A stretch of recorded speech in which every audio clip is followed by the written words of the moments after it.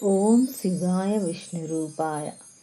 భక్తుల హృదయాలలో శాంతిని నింపే సర్వలోకాల అధిపతి శ్రీ మహాదేవునికి అంకితమైన పవిత్రమైన శైవ మంత్రం. ఈ శివుడికి అత్యంతంగా ఇష్టమైన ప్రీతిపాత్రమైనదే ఈ రుద్రమంత్రం.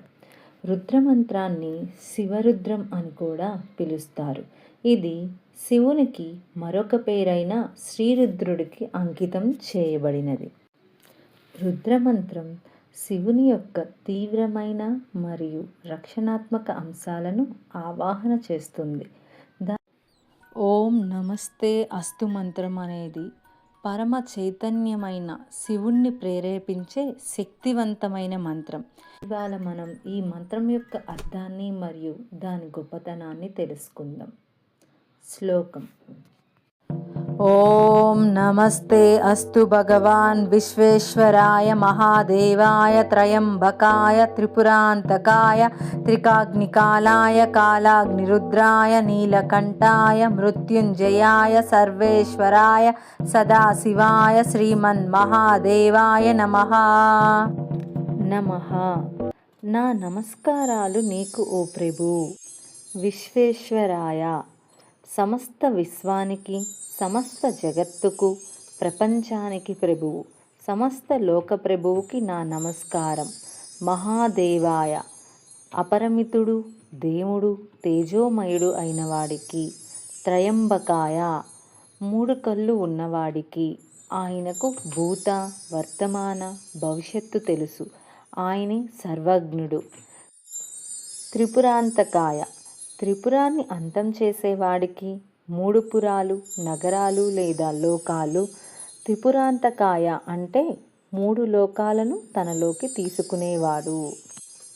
త్రికాలాగ్నికాలాయ, భూత, వర్తమాన మరియు భవిష్యత్తు కాలాలను కలిగి ఉన్న 3 కాలాలను లేదా కాలాన్ని మృంగివేసే వ్యక్తి.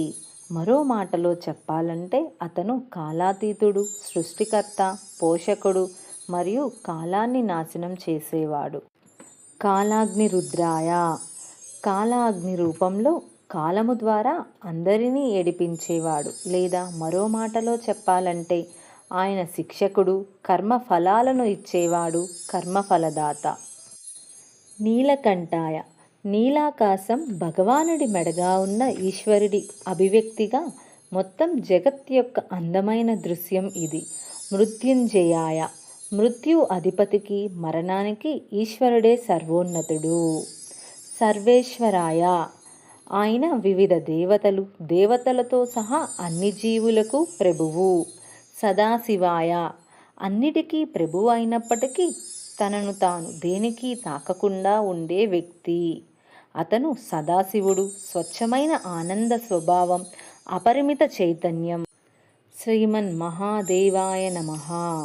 శ్రీమన్ మహాదేవుడైన వానికి నా నమస్కారం. శ్రీమన్ అంటే శ్రీమద్ అంటే శ్రీమాన్, ఒక వరం లాంటివాడు. ఈ శ్లోకాన్ని పఠించడంలో మనం శ్రీమన్ మహాదేవ రూపంలో ఉన్న భగవంతుణ్ణి ప్రార్థించి ఆయన ఆశీర్వాదం కోరుకుంటున్నాము. ఓం నమస్తే అస్తు భగవాన్. ఈ శ్లోకం యొక్క గొప్పతనాన్ని తెలుసుకుందాం ఇప్పుడు. ఈ మంత్రాన్ని పఠించడం ద్వారా మనస్సులోని అశాంతి తొలగిపోయి ప్రశాంతత మరియు ఏకాగ్రత పెరుగుతాయి. జీవితంలో ఎదురయ్యే ఎలాంటి కష్టాలనైనా, అడ్డంకులనైనా తొలగించే శక్తి ఈ మంత్రానికి ఉంది. మృత్యుంజయ స్వరూపుడైన శివుణ్ణి ప్రార్థించడం వల్ల భయము పోయి రక్షణ లభిస్తుంది. ఈ శ్లోకం చదవడం వల్ల సానుకూల శక్తి పెరిగి దైవానుగ్రహం కలుగుతుంది. ఆధ్యాత్మిక జ్ఞానాన్ని పెంపొందించి అజ్ఞానాన్ని నశింపజేస్తుంది. జపించే విధానం: ఉదయం స్నానం ఆచరించి శివాలయంలో లేదా ఇంట్లో ప్రశాంతమైన ప్రదేశంలో కూర్చొని భక్తితో ఈ మంత్రాన్ని 3, 11 లేదా 108 సార్లు జపించడం మంచిది.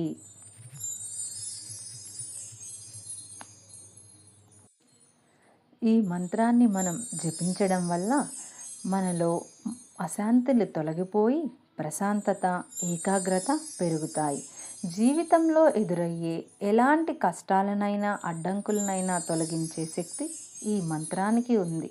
మృత్యుంజయ స్వరూపుడైన శివుణ్ణి ప్రార్థించడం వల్ల భయం పోయి రక్షణ లభిస్తుంది. ఈ శ్లోకం చదవడం వల్ల సానుకూల శక్తి పెరిగి దైవానుగ్రహం కలుగుతుంది. ఆధ్యాత్మిక జ్ఞానాన్ని పెంపొందించి అజ్ఞానాన్ని నశింపజేస్తుంది. జపించే విధానం: ఉదయం స్నానం ఆచరించి శివాలయంలో లేదా ఇంట్లో ప్రశాంతమైన ప్రదేశంలో కూర్చొని భక్తితో ఈ మంత్రాన్ని 3, 11 లేదా 108 సార్లు జపించడం మంచిది.